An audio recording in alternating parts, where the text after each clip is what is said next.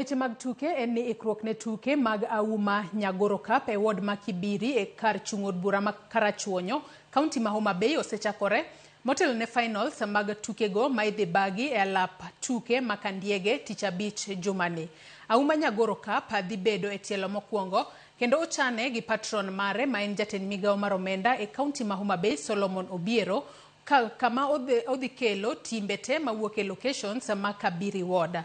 Timbe mag adhula maromo 8 biro larore e kind tuke ma kamago, ka timbe mamoko 8 bende biro yudo mich mopogore ka tukego orumo. Kaluwore gi jakom mar chenro mar tuke mar Auma Nyagoro Cup, Kennedy Ondiek, tukego okawo timbe 8 mane wuok joloch e opiche mag adhula mane obagi e gwenge mopogore e ward mag Kibiri.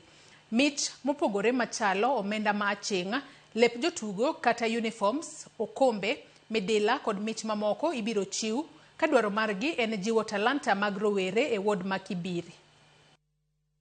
To gi mipiche 2 kaachiel kod boots, mpira ma wuoche mago mpira, kendo idhi migi bende medila.